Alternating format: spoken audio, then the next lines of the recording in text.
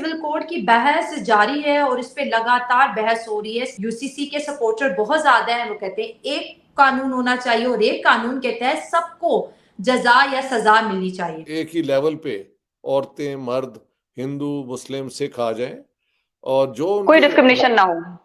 जी जी, इन equality ना हो औरतों और मर्दों में और रिलीजियस ग्रुप्स में, सबको एक ही जैसे राइट्स मिले और सबको एक जैसी रिस्पॉन्सिबिलिटीज हों।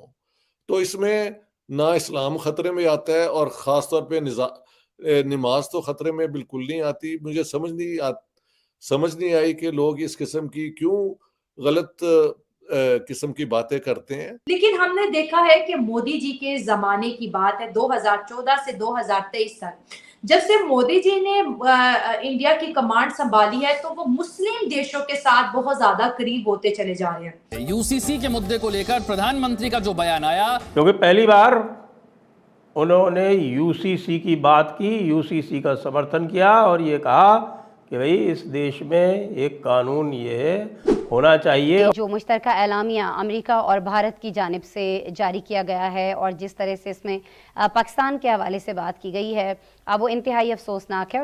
और इजिप्ट ने बहुत कम उसकी तारीख में ऐसा हुआ है कि उसने अपने रूल तोड़े हैं। ये सब देख के गटर छापों के आग लग गई। पहले अमेरिका में आग लगी, फिर यहां आग लगी। तो मुसलमानों की बच्चियां भी जो हैं वो भी तो इससे प्रोटेक्ट ही होती हैं ना।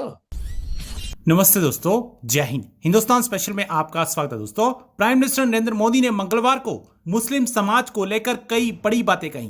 प्राइम मिनिस्टर मोदी ने ट्रिपल तलाक का जिक्र करते हुए यूनिफॉर्म सिविल कोड लाए जाने का संकेत भी दिया। प्राइम मिनिस्टर मोदी ने यूनिफॉर्म सिविल कोड की वकालत करते हुए कहा कि एक परिवार के 2 सदस्यों के लिए अलग अलग कानून कैसे हो सकता है। उन्होंने कहा भारत के मुसलमान भाई बहनों को यह समझना होगा कौन से राजनीतिक दल उन्हें भड़काकर उनका फायदा लेने के लिए उनको बर्बाद कर रहे हैं। आजकल हम देख रहे हैं कि यूसीसी के नाम पर लोगों को भड़काने का काम चल रहा है। एक घर में परिवार के एक सदस्य के लिए एक कानून हो, परिवार के दूसरे सदस्य के लिए दूसरा कानून हो तो वह घर कैसे चल पाएगा? फिर ऐसी दोहरी व्यवस्था से देश कैसे चलेगा? हमें याद रखना है कि भारत के संविधान में भी नागरिकों के समान अधिकार की बात कही गई है। प्राइम मिनिस्टर मोदी ने कई इस्लामिक देशों का जिक्र करते हुए कहा कि वहां ट्रिपल तलाक को खत्म किया जा चुका है। यहाँ पर यूनिफॉर्म सिविल कोड को लेकर दोबारा से चर्चा फिर शुरू हो गई है। और सर, जब भी यहाँ पर यूसीसी के ऊपर चर्चा होती है तो बहुत सारी बातें निकल कर आती हैं। मजहबी रहनुमा उसके ऊपर अपना तर्क रखते हैं, कानून उस पर क्या कहता है, तो बहुत सारी ऐसी चीजें हैं। कॉन्स्टिट्यूशन के डीपीएसपी में, directive principles of state policy में, आर्टिकल 44 में यूनिफॉर्म सिविल कोड का जिक्र है।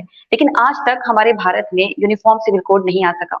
अब बात ये होती है कि जो एक तर्क दिया जाता है वो उसमें सबसे बड़ा तर्क ये होता है, और मैं ये सवाल आपसे इसलिए भी जानने के लिए क्यूरियस हूँ क्योंकि आप सोसाइटी में इस वक्त देख रहे हैं लोगों का रहन सहन। तो एक बड़ा सवाल ये उठता है कि अगर यूसीसी आ गया तो ये हमारे मजहब में मदाखलत होगी।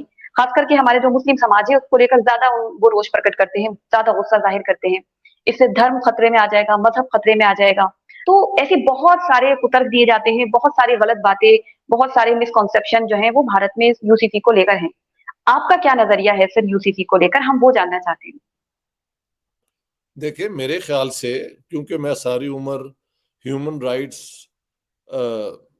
Children's rights, minority rights, human rights पे काम करता रहा हूँ और पढ़ाता रहा हूँ, तो मेरे ख्याल से ये यूनिफॉर्म सिविल कोड होने का मतलब ये है कि जहाँ तक रियासत का ताल्लुक है और सिटीजन्स का, शहरियों का, तो सबका रिश्ता डायरेक्ट एक ही लेवल पे लाने का है। इसमें इक्वालिटी यानी एक ही लेवल पे औरतें, मर्द, हिंदू, मुस्लिम, सिख आ जाएं और जो कोई डिस्क्रिमिनेशन ना हो। जी जी, इन इक्वालिटी ना हो औरतों और मर्दों में और रिलीजियस ग्रुप्स में, सबको एक ही जैसे राइट्स मिले और सबको एक जैसी रिस्पॉन्सिबिलिटीज हों। तो इसमें ना इस्लाम खतरे में आता है और ख़ास तौर पे नमाज तो खतरे में बिल्कुल नहीं आती। मुझे समझ नहीं आई कि लोग इस किस्म की क्यों गलत किस्म की बातें करते हैं। और देखें, ये सिर्फ हिंदुस्तान में नहीं हुआ बल्कि पाकिस्तान में 1962 में मुस्लिम फैमिली लॉ ऑर्डिनेंस आया था जो आज तक कायम है। हालांकि उसके बाद पाकिस्तान में वो फंडामेंटलिस्ट हुकूमतें भी आई, जनरल ज़ियाउल हक की भी हुकूमत आई, लेकिन किसी ने उनको टच नहीं किया क्योंकि उसमें सबका फायदा था। देखिए उन्होंने क्या किया, सबसे पहले उन्होंने मैरिज की एज जो है ना 16 कायम कर दी।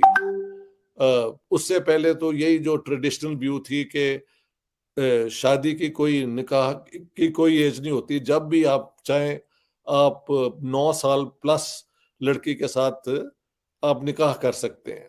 तो उन्होंने कहा कि नहीं, इस तरह जो है आज का मुआशरा जो है उसमें ये मुमकिन नहीं है और लड़कियों की प्रोटेक्शन के लिए हम इसको 16 साल बनाते हैं। एक दूसरा लॉ बन गया हुआ है कि अगर आप अपनी बीवी होते हुए एक नया निकाह करना चाहें तो सब तो पहले तो आप उनको तलाक दें या उससे इजाज़त लें रिटर्न कि मैं इजाज़त दे रही हूँ कि ये और शादी कर ले, और वो एप्लीकेशन फिर यहाँ पे लोकल गवर्नमेंट यूनियन काउंसिल में जाती थी और वहाँ पे 4 महीने के लिए फिर आर्बिट्रेशन होती थी कि ये ख़ानदान बजाय तलाक के एक दूसरे से गुफ्तगू करके मसला हल करने की कोशिश करे। उसके बाद अगर वो चाहें और दोनों पार्टीज कहती हैं कि भी ठीक है अब तलाक हो जाए तो तब तलाक। तो पाकिस्तान में तो ये पुराना जो सिस्टम था तलाक तलाक तलाक का 1962 में ख़त्म कर दिया गया था।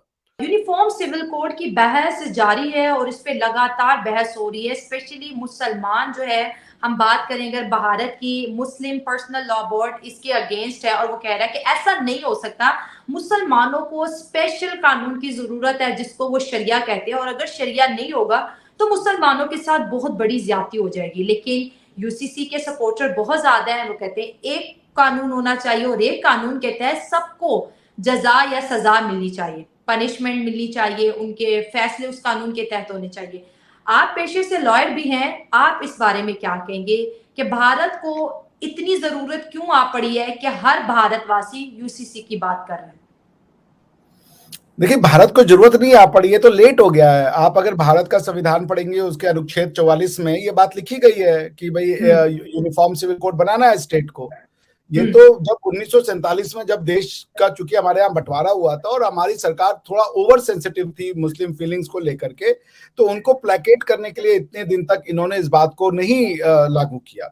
वरना ये कॉन्स्टिट्यूशन में लिखा गया था कि चूंकि अभी हम नहीं कर रहे हैं, given the wound was fresh, नया नया डिवीजन हुआ था, मुस्लिम थोड़े डरे हुए थे, हिंदू थोड़े डरे हुए थे, तो उनका ये था कि भाई let it heal down, let it cool down, the very moment it heals up हम लोग जाकर के ये यूनिफॉर्म सिविल कोड बनाएंगे। तो ये तो कॉन्स्टिट्यूशनल मैंडेट है